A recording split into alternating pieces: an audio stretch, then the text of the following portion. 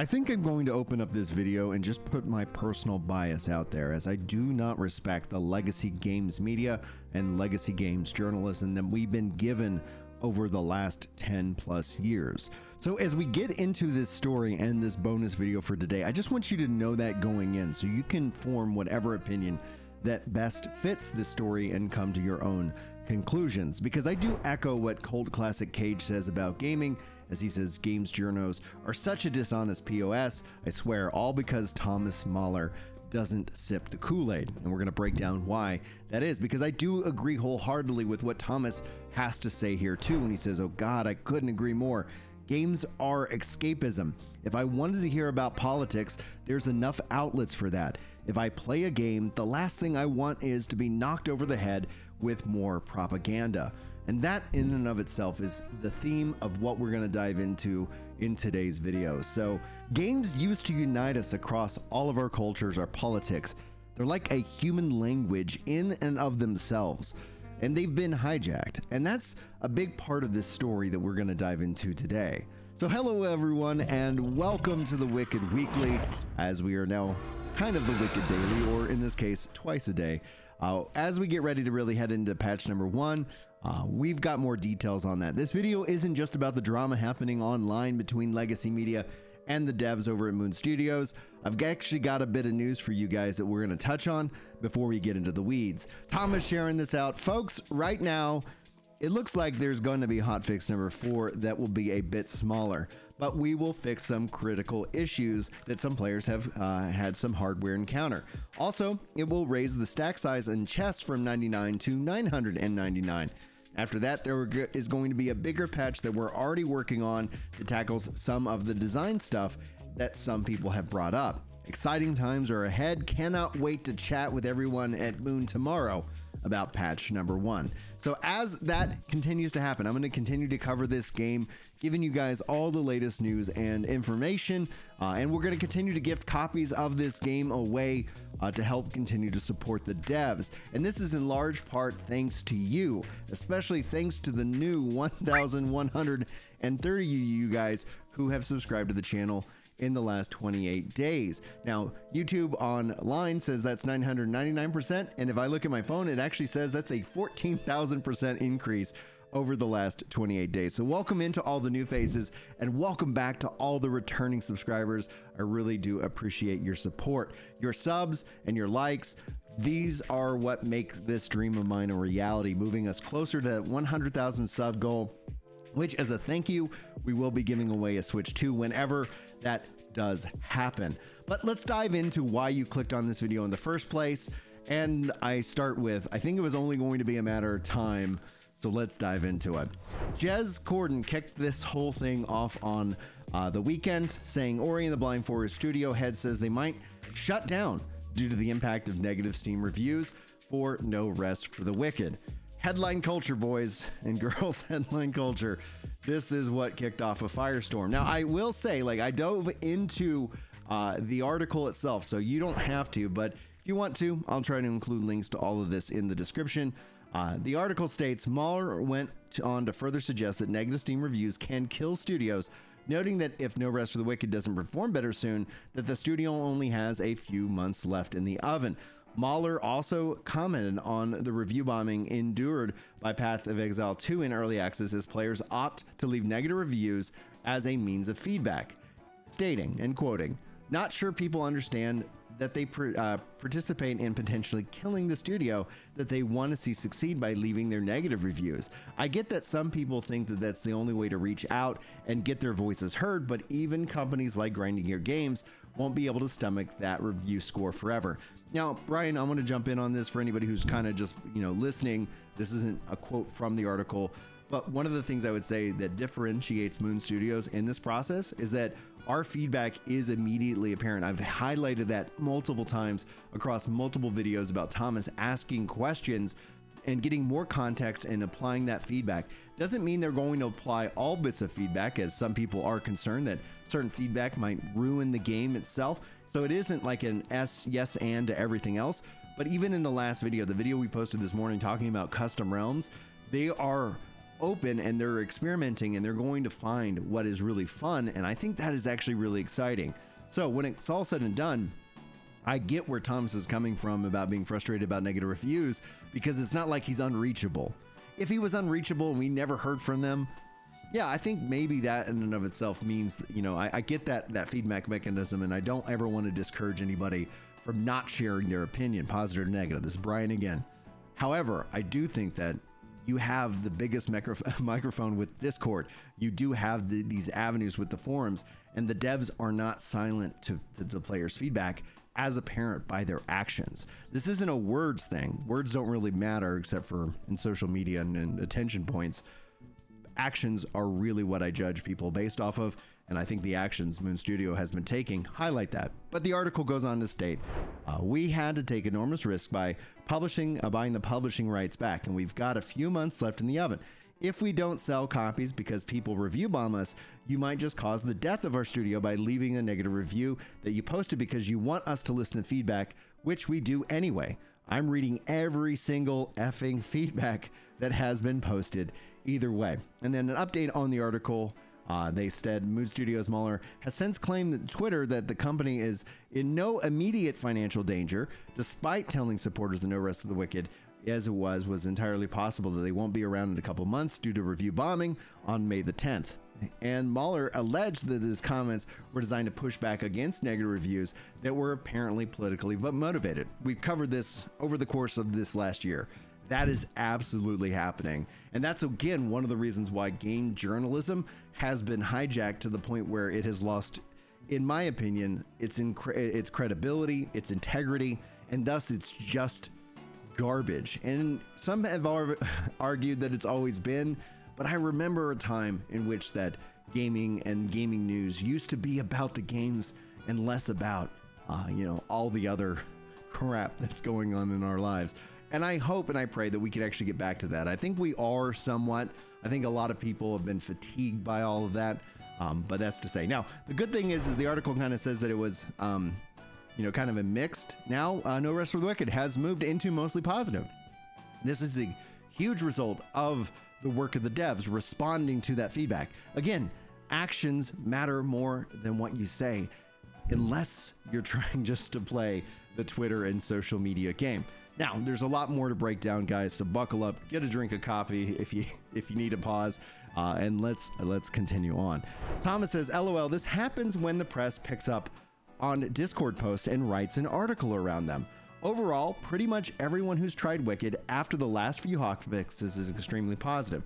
The reason I left the post up on Discord was to simply push back against some of the BS reviews.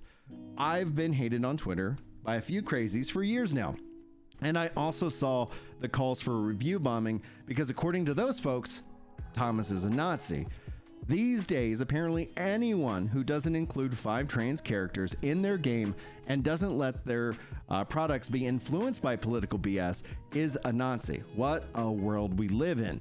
When the Russia-Ukraine war broke out, and I replied on Twitter saying that Moon Studios would not be taking a public stance because we're a video game company, not a journalistic outlet. The next day, a threat letter with a picture of Putin was taped to my office door, full of insults from top to bottom. And he shares that letter and that post in an image. We're gonna break that down here in just a minute. Like I said, buckle on up. This gets crazy. And I do agree. We've seen that concept, people being labeled various different things. Any kind of thing and label that can try to stick to you tries to be this death nail. I think we've seen kind of what we would call an antibody kind of response where people are just like, dude, let's get back to games. Let's just get back to games. Thomas, I think, is completely within his right to sit here and say, we're not here to make a statement. We're a company. Companies don't care about you. Any company that tries to acquiesce, if a company was like, we're doing Catholic month, BS, get the heck out of here, right? Like, I don't Target's Catholic month. No, that is complete BS. It is marketing to try and get your hard-earned money into their greedy hands. That is it. At the end of the day, and companies shouldn't be making political statements one way or the other. Let's keep it apolitical. Let's make the product, sell the product, and have a freaking good day. Anyway, Sorry. Maybe I'm a little over passionate about this, but that's just how I believe. Anyway, so I've got no issue, as Thomas continues, telling active players who love Wicked that they should go ahead and leave positive reviews on Steam. After all, it is allowed on Steam to buy a game, leave a negative review that doesn't even talk about the game, and he does show this off as well. There are negative Wicked reviews that literally just have a period in them and then can instantly refund it, and the negative review still counts. If that's allowed, then it should also be allowed for a developer to encourage their players to share their real experiences. And no, we're not in immediate financial danger, but from time to time, I think I'm allowed to speak up about issues within our industry, and I personally find unbecoming. Now, how I translated all of what Thomas has said, because I've covered it here on the channel. In fact, I was perhaps the first. I don't know, maybe. You can let me know. I don't have every Wicked content creator in my subscription feed, and if you know of any, let me know who they are. I'd like to sub to them and get them on the podcast here in the future. Now, all that being said, as my voice is failing me, I read his things as it is a logical thing if they do not sell copies of the game. And a lot of that, if they lose out on copies over enough time, that is a financial issue. They do not have the big backings of Microsoft. They do not have a big publisher who can continue to fund their game development. EA notoriously funded Anthem for like 7+ years. And then, yeah, I think they should have done something different. I wish they didn't pull Anthem. I wish they would have made 2.0. But I get why they're like, we just got to get this game out here, guys. This is just too much money to sit here and say that we can continue to fund these things.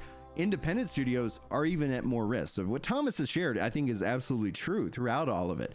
Yes, the studio could be in danger. They're not in immediate financial danger, but you extrapolate that 6 months, 9 months, 10 months, a year without sales. And if that's coming from review bombing due to political motivation, yeah, that sucks. That sucks for everybody who believes in the studio, believes in this game, and wants to see it succeed. So I think it's fair, perfectly fair for him to ask for that. Hell, I asked for freaking likes on YouTube videos, and I know that gets annoying, but I think the studio has more than earned it. But obviously, again, we all have our personal biases, and that is one of mine. Thomas continues, we're continuing as always with our goal for every game at Moon Studio to create an absolute masterpiece with Wicked, and we're already on the way. We want to do our small 90-person company that pushes companies like Blizzard, GGG, and others to innovate by putting out products that are top quality and truly unique. We believe in competition, and we think that players will win because of that. Now, this is where things continue to kick off and roll down. Jez not necessarily very pleased with this quote tweet. It says, I quoted you verbatim, LOL. And Thomas replies, yes, but context matters, Jez. As a journalist, you should know that, and I don't think you know what verbatim means. Jez then replied, I added a ton of context, and apparently you didn't read. Should I add this too? Now, again, I read the whole article. I thought half of it was just Xbox random fluff, but that's Windows Central. That's Jez's kind of playground. Okay. The rest of it, I didn't feel like he did. That's just my personal review of his article, having read it. I didn't feel like this actually lived up to it. But again, like I opened this video, personal bias, could be wrong. Would love to hear your thoughts. All right, Thomas then, in this same kind of thread, outside of what is back and forth with Jez, goes on to talk about the article, the thing that was taped to his window. He says that if people don't believe me, here's what hung on the office door on the 22nd of April last year. It's not always fun to be a game developer, and this was done simply because we said that we want players from all over the world to be able to play our games. And you can see here a enhanced image. Moon Studios is a sponsor of Russian terrorism. Boycott the No Rest for the Wicked. And then it just goes on to say, a picture of Putin basically talking to Thomas or something like that. It's hard to kind of read it here, but yeah, again, I'll try to link to all of this in the description so you can go see it more for yourself. Okay, Thomas goes on to talk about this. Okay, why? Well, I think he's already pretty much made it clear. Companies and studios specifically should just be about games. Just make it about games. Not that they can't have individual personal politics, but a company doesn't care. A company's main goal and only goal really is to make money, and that is the reason why they exist. Anybody who believes otherwise, I hate to break it to you guys, we got to have a real conversation about how the world works at that point, but individuals can. And I encourage you guys to voice and to do that. That being said, Thomas goes on to talk about it because I think this is important context. He says, we have people from both Ukraine and Russia working at Moon. They're not at fault for what some politicians do. I need them to work together on creating art. And I can't achieve that if I'm blaming one side or the other. Instead, I need to be there for both my Ukrainian and my Russian folks, not judge an entire nation based off of political events that they had no say in. And the only thing in general that I can do as a game developer is to give people a bit of a break by giving them some entertainment that lightens the load, entertainment that matters even in the darkest times. Because if we do it right, it can bring humanity back into our souls. As the head of a studio, I can employ both and ensure that they or at least don't have to worry about their jobs not existing anymore due to this stupid war. Moon is all about all of us creating something together that none of us could do on our own. It's many people from many countries with many different cultural backgrounds, all uniting to create something magical, something human. So in light of all that, the worst thing I could do is to be a jerk to people that I love working with, and that's something they had no role to play in. Why is that so hard to understand for some people? Ultimately, humanity is what is important, not politics. Now, we go on to talk a little bit about review bombing because, like, is it fair to really call what is happening review bombing? Now, I covered this actually in a short. I've seen that short actually getting a little bit more traction on the channel due to these articles in and of itself, because it quickly answers what is happening and one of the reasons why. And I've actually seen some real positive comments, people thanking me. Again, I don't try to make these things longer than they need to be, but I'm long-winded and I'm a YouTuber. That's just the breaks, guys. All right, Stefano writes, I think that you developed two wonderful games, and I respect that the world's third one that you're taking some risks and getting out of your comfort zone. So kudos. But I really do not agree with the review bombing. Thomas replies, I never said that every negative review is review bombing at all, ever. People have always posted constructive feedback in their Steam reviews, and we have to always work extremely quickly to address that feedback, and we'll continue to do so. But there's going to be quite a few bad actors as well, and we've seen that active calls on X to review bomb Wicked because Mahler is a Nazi. And you're actively posting on Resetera, where it is literally all that remember the Resetera literally banning any discussion about Hogwarts Legacy just because of them having issues with J.K. Rowling. Anyone who is for this kind of censorship has a very troubled mind. I do agree. Again, I think Thomas is absolutely knocking it out of the park with these comments. All right, let's talk about the studio shutdown, because is Thomas lying? Like, what's the real context here? Cresto writes, you are very explicitly claim your studio was at risk of shutting down in a matter of months. The evidence is all right there. So you're saying you lied, or in order to guilt trip people into leaving positive reviews, or you just have no idea what you're talking about. And Thomas replies, nice try. I said that people leaving negative Steam reviews can be detrimental for smaller independent studios like Moon Studios, simply because of a bad rating is a huge detractor for people who are not willing to put in any effort into finding out if a game is for them or not. Like it or not, Steam reviews, Metacritic scores, etc. do matter. And I made a point that giving people giving negative reviews and then are never to be seen again, even if the issue they complained about was already fixed. Even worse, give some negative reviews based off politics beliefs and simply because they are just fanboys of other games and want to see your game fail. Do you think we didn't look at the data? Steam allows for people to buy a game, leave a negative review, and then refund the game. The negative review will be counted, and I tried to bring that up into the attention of people. So where am I guilt tripping? Or do you just have no idea what you're talking about? So to kind of end on, just kind of a note here, because again, I think people are well within their rights, especially if they spend money on a product, to leave a review. Now, I don't know if the policies allow for the, I don't know the pure policies of Steam, and I'll see if I can look that up to get a little bit more context for the future, but I do believe that you have to at least put in some kind of time, but maybe I'm wrong. I know that you only have a limited window to do a refund, so it is entirely probable that people are buying the game, playing for an hour, under the 2 hours to refund, and leaving a negative review, and they're seeing that data as well. And maybe that's really what this is more focused in on. Now, Thomas did go to share on Twitter the images of negative reviews that just had a period in it, like just had a couple of dots or a couple of dashes, where there was no critical feedback. And this ties right to what I said at the beginning of this video, so much that the devs are reachable. They have fixed the issues. That's evident by the actions of going into mostly positive reviews. Lots of good conversation around that. There's going to be frustration, especially because this update did come with wipes, in which we've covered on this channel since last July. That was what was coming up down the line. Not everybody obviously listens or subscribes, and I don't have the expectation of anything else like that. But one of the things that we try to do here is communicate all the information and give you guys all the information so you can make the best informed decision. I never want to be somebody who tells you how to spend your money, but I do want to tell you that Thomas is right. Like, the studio is not in immediate danger of shutting down. I didn't get that thought from him.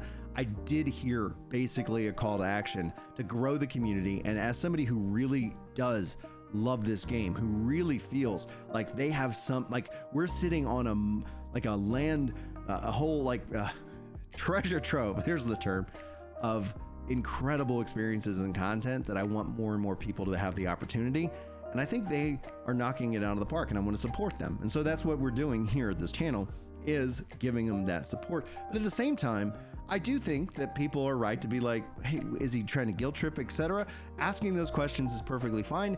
And our words and everything like that do have a matter, right? However, I do think a lot of things get taken out of context, and that is what we are seeing playing out here. So if we were to divide these kind of groups up into buckets, because one of the things online and social media does is it does raise all voices, but it makes them all the same volume. You can be in a room with 100 people and maybe a couple of them absolutely hate your guts.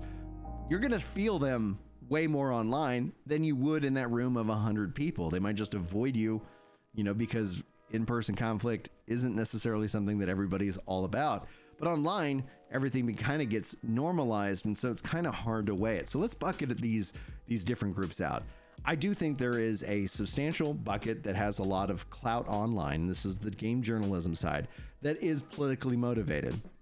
They have funding. We've seen a lot of that come out over the course of the last several months. But there is that funding, and if they don't stay on that line, if they go immediately outside of the bounds of what their message and their way is, and it is I'm not saying it's a coordinated effort. There is just this quiet cancellation. There is this kind of cabal of, there's a term, it's like distributed. It's more distributed, but in a way there's pressure. And so we see that happening. There's a bucket. I would say maybe there's about 10%. Like, they're not that big in terms of numbers, but they do have a lot of reach. And that is one aspect of it. I do think there's probably another 10% or so, maybe 15, that is generally frustrated by the state of the game and the things that happen. I do think they will come back. And this is to say that I think at the end of the day, this only highlights that the console release should be at 1.0 when all this stuff is worked out. Let the work and the art speak for itself. But there's still the runway to get there. Now, I wouldn't estimate that the studio would be shutting down in the next several months, but I do think that if they're not making sales, that becomes a real risk. The real reality, though, is I think at some point, if that became a real possibility, they have friendships with Microsoft. They have relationships that could be a direction they go in at some point. I don't think that's the direction they want to go in, because if they did want to go in that direction, they would have already. But that is going to be an option. So I don't think the game's going to go away. I would love for them to remain independent and continue to self-publish this game, because I think that gives them a lot more freedom. They did have, I think, a decent amount of freedom with Take-Two, but a part of the drama that all this kind of kicks off is that Take-Two and Perfect Division, they were responsible for pushing out the roadmap. They were also the ones who were like, hey, a new roadmap, and they're like, we need to get out a new roadmap. And then that ended up not being the case. And so it's just interesting to see how that plays out. Now, I'm going to wrap up this video. I think I've said my piece. I've hopefully given you guys the context. Hopefully the drama is explained and you know what's going on and you can make a decision. I would hope and encourage you guys, especially if you're loving the game, to give it a positive review. let people know about it, because that is the best advertising that money can't buy. And that's the thing. Marketing costs money, and I would rather them invest the money they have in making the game even better for all of us, because this is just the start. This is just the Fellowship of the Ring, as Thomas has called it, part 1. There are bigger plans for more games to follow this one. And I think, as somebody who loves this game and loves ARPGs and loves what they've crafted, well, I think that's going to be good for all of us. Anyway, thank you guys so much for your time today. If you enjoyed the video, please hit that like button. Please leave a comment and jump into the Discord if you want to be a part of the community. It's top link in the description. We'll get you to the podcast and more. All of that absolutely free. And thank you so much for your time. God bless each and every one of you. And hopefully I'll see you in the next video. But until then, take care.